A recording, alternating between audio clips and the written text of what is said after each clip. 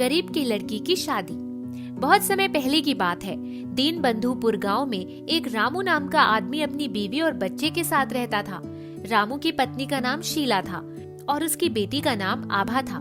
रामू बहुत ही सीधा और सरल स्वभाव का और बहुत ही गरीब इंसान था। उसके पास थोड़ी सी जमीन थी। उस पर वह मेहनत करके खेती करता था और उस खेती में उपजे अनाज को खाकर अपना और अपने परिवार का पेट भरता था। बहुत दिनों से बारिश न होने के कारण इस बार रामू की खेती सूख जाती है, जिससे रामू बहुत परेशान रहता है। हे भगवान, इस बार तो मेरी सारी फसल सूख गई। अब हम क्या खाएंगे? मेरे पास तो इस खेत के अलावा कुछ भी नहीं है जिससे कि मैं अपना और अपने परिवार का पेट भर सकूं। तभी उसके पास उसकी बीवी शीला आती है। अरे जी, आभा के स्कूल में उसकी फीस भरनी बाकी है। इतने दिन हो गए हैं, हमने अभी तक उसके स्कूल की फीस नहीं भरी, इसीलिए उसके मास्टर जी आभा को स्कूल की फीस भरने के लिए बोल रहे हैं। शीला, हम आभा के स्कूल का फीस कैसे भरेंगे? हमारे पास तो एक खेती थी, वो भी इस साल सूख गई है। अब तो हमारे पास पेट भरने के लिए भी पैसे नहीं है। अब हम आभा के स्कूल का फीस कैसे भरेंगे? रामू की ऐसी बातें सुनकर शीला बहुत चिंतित हुई। जी, मगर आभा की स्कूल की फीस भरना बहुत जरूरी है। हमें उसके उज्जवल भविष्य के लिए किसी न किसी तरह से स्कूल की फीस भरनी ही होगी। अब तुम ही बताओ शीला, अब मैं क्या करूं? जी, आप चिंता मत कीजिए। मैं गांव की सेठानी के यहाँ से कल कुछ पैसे उधार मांग कर ले आऊंगी और आभा की स्कूल की फीस भर दूंगी। फिर हम धीरे धीरे किसी तरह उनके पैसे चुका देंगे। अगले दिन शीला गांव की सेठानी के यहाँ पहुँच जाती है। सेठानी जी, मुझे आपसे कुछ पैसे उधार चाहिए थे, क्योंकि मुझे अपनी बेटी के स्कूल की फीस भरनी है।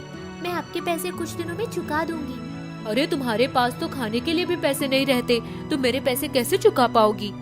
सेठानी जी, ऐसा मत कहिए, क्योंकि अगर मैंने इन पैसों से अपनी बेटी की स्कूल की फीस नहीं भरी तो मेरी बेटी पढ़ाई कैसे कर पाएगी।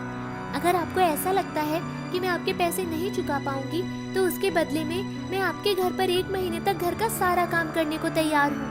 ठीक है, अगर तू मेरे घर आकर 1 महीने तक मेरे घर का सारा काम करेगी तो मैं तुम्हारी बेटी की फीस भरने के लिए पैसे दे देती हूँ। इतना कहकर सेठानी शीला को पैसे देती है। उन पैसों को पाकर शीला बहुत खुश होती है और आभा की स्कूल में जाकर उसकी फीस भरती है। अगले दिन से शीला हर रोज सेठानी के घर झाड़ू पोछा करने लगती है। इस तरह शीला पूरा 1 महीने तक सेठानी के यहाँ झाड़ू पोछा बर्तन करती है। शीला का काम देखकर सेठानी बहुत खुश होती है। शीला, तुम घर का काम बहुत अच्छे तरीके से करती हो। अगर तुम चाहो तो तुम मेरे घर पर नौकरानी का काम करने के लिए आ सकती हो। मैं तुम्हारे जितने भी पैसे होंगे महीने में दे दिया करूँगी। सेठानी की बातें सुनकर शीला बहुत खुश होती है और इसके बाद शीला हर रोज सेठानी के यहाँ काम करने के लिए आती है और उससे जितने भी पैसे मिलते हैं उससे शीला के परिवार का खर्चा चलता है। धीरे धीरे आभा भी बड़ी होने लगती है और उसकी शादी की उम्र हो जाती है। यह देखकर शीला के मन में उसकी शादी की चिंता सताने लगती है, क्योंकि शीला अपनी बेटी की शादी एक अच्छे घर में करना चाहती है। अरे जी देखिए, अब हमारी बेटी की उम्र शादी करने की हो गई है। अब हमें इसके लिए एक अच्छा सा घर देखकर इसकी शादी कर देनी चाहिए। हाँ शीला, तुम सही कह रही हो। कुछ दिनों के बाद रामू और शीला आभा की शादी एक अच्छे से पैसे वाले घर में करने के लिए नीरज नाम के लड़के से मिलते हैं और उसकी शादी तय कर देते हैं। नीरज एक बहुत ही पढ़ा लिखा और समझदार लड़का है, मगर नीरज की माँ कौशल्या बहुत ही कंजूस और लालची है। वह शादी में सारा दहेज रामू और शीला से ही मांगती है, मगर रामू और शीला अपनी बेटी की खुशी के लिए उसके सारे प्रस्ताव को मान लेते हैं और उसका मुंह मांगा पैसा देने के लिए राजी हो जाते हैं। शीला, आभा के ससुराल वाले तो दहेज में बहुत सारा पैसा मांग रहे हैं। अब हम इतने पैसों का इंतजाम कैसे करेंगे? अरे जी, आप चिंता मत कीजिए। मैं तो कहती हूँ कि हमें अपनी बेटी की खुशी के लिए हमारे पास जो भी जमीनें हैं उसे बेच देना चाहिए। हमारा क्या है, हम तो रूखी सूखी खाकर रह लेंगे। बस हमारी बेटी की शादी अच्छे से होनी चाहिए।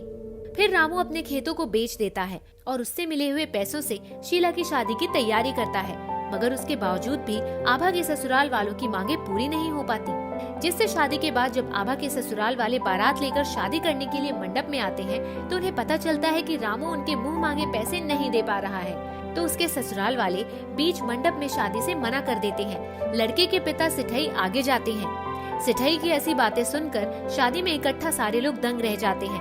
अरे रामू जी, अगर आप हमारी मांगे नहीं पूरी कर पा रहे थे तो आपने हमें साफ साफ बताया क्यों नहीं? आपको क्या लगा था हम बारात लेकर आपके घर पर आ जाएंगे तो शादी हो ही जाएगी। नहीं, आप गलत समझ रहे थे। मैं अब अपने बेटे की शादी आपकी बेटी से बिल्कुल नहीं करूंगा, क्योंकि मैं अपने बेटे की शादी एक गरीब परिवार में नहीं करना चाहता।